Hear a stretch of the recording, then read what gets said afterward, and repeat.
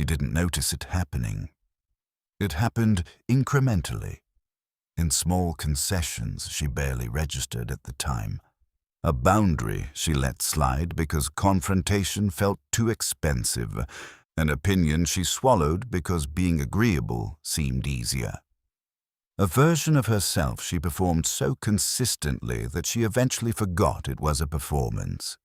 She became a woman shaped almost entirely by external forces, by what her family expected, by what her relationships demanded, by what her culture rewarded, by the quiet, persistent message that a good woman is a manageable woman, and that being manageable was the price of belonging. Carl Jung understood this phenomenon. He called it the persona, the mask we construct to navigate the social world, and he warned that when the persona becomes too rigid, too dominant, the person underneath begins to disappear. But Jung believed something much more dangerous. He believed that whatever we suppress does not simply vanish.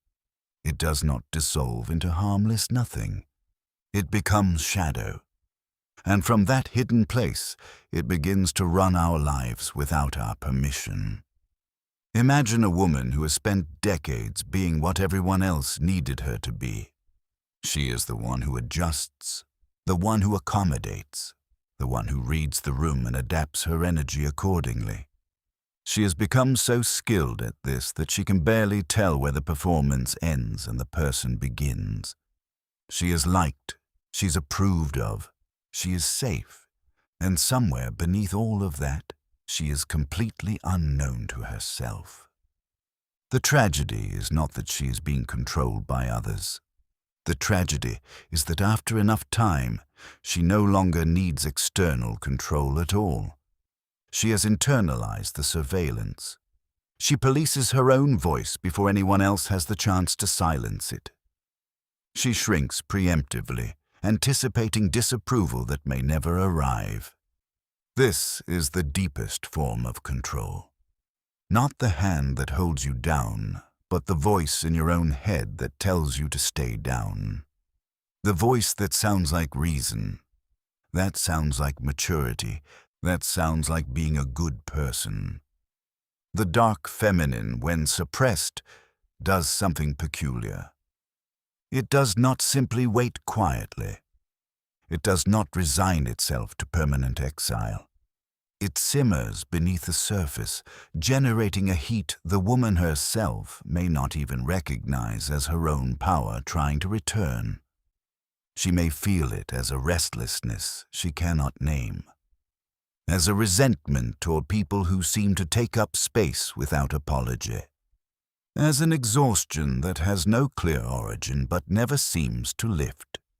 She may find herself drawn to stories of women who walked away from everything, who said no and meant it, who were called difficult and wore the label like a crown. She may feel something stirring when she encounters these figures, something that feels almost like recognition. That stirring is not random. It is the first tremor of an awakening that has been building for years, possibly for a lifetime. Jung believed that individuation, the process of becoming who you truly are, does not begin with a single dramatic decision. It begins with 1,000 small refusals. The refusal to smile when you are not happy. The refusal to agree when you do not agree. The refusal to apologize for taking up space. Invisible. These refusals feel terrifying at first. They feel like rebellion against everything you were trained to be. And in a sense, they are. But they are not rebellion for its own sake. They are the first movements of a self that has been buried for too long, pushing through the soil toward light. When a woman finally stops letting the world control her, the first thing she notices is not a change in her circumstances. It is a change in her internal weather. The anxiety that once hummed constantly in the background begins to quiet. The exhaustion that had no clear source begins to lift. She starts to feel something she may not have felt in years, something she may not even have a word for. Congruence, the alignment between what she feels inside and what she shows the world. A state Jung considered essential to psychological health. And it is not a state most women are taught to value. We are taught to value harmony over honesty, peace over presence, likability over truth. But a woman who has tasted congruence cannot go back to performance. The mask feels suffocating now in a way it never did before. Some people will panic. The ones who benefited from her smallness, the ones whose comfort depended on her silence. They will try to pull her back into the old shape. They will use the language of concern. They will tell her she has changed. They will mean it as an accusation. She will hear it as a compliment. Because she has changed, she has stopped outsourcing her worth to people who benefited from her having none. She has stopped treating her own power as something to apologize for. She has stopped dimming her light so others do not have to adjust their eyes. And then something unexpected happens. Something that surprises her more than the resistance. Some people lean in. They are drawn to her presence in a way they cannot fully explain. They feel something ancient and magnetic radiating from her. Something that has nothing to do with performance and everything to do with authenticity. Something that reminds them of their own buried fullness. A woman who has stopped being controllable does not repel the right people. She calls to them. She becomes a permission slip for their own becoming. The parts of yourself you are taught to hide are often the parts that other people are starving to see. Your intensity, your clarity, your refusal to be managed, your dark feminine energy, the raw, untamed power that lives beneath the performance of perpetual pleasantness.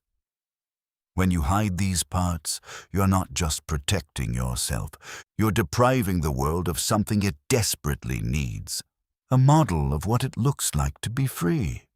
Not free from responsibility or relationship or care. Free from the compulsion to be small.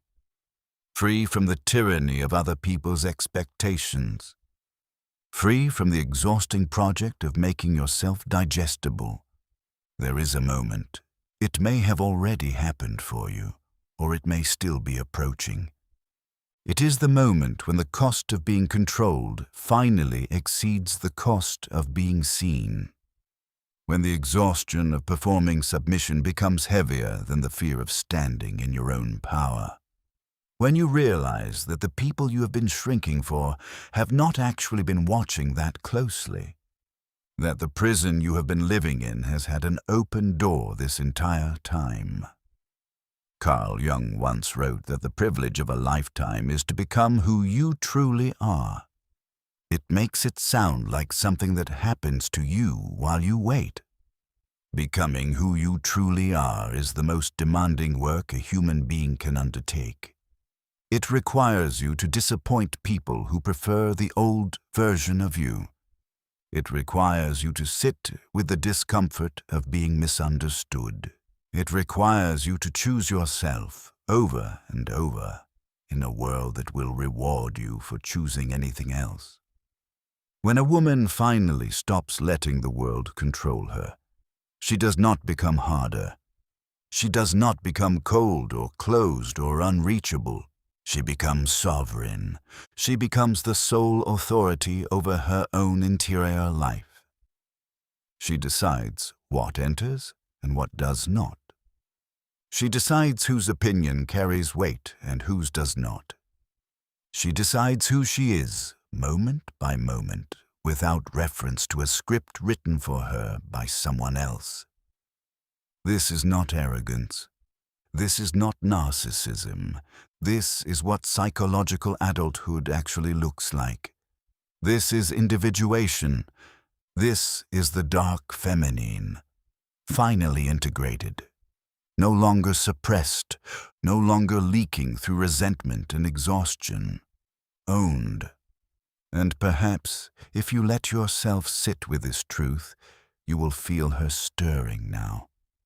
She has been waiting a very long time. If this resonated with you, I would genuinely love to hear about it. What part of yourself have you been hiding to keep others comfortable? And what would it look like, just for today, to let her breathe? Until next time, keep walking your sovereign path.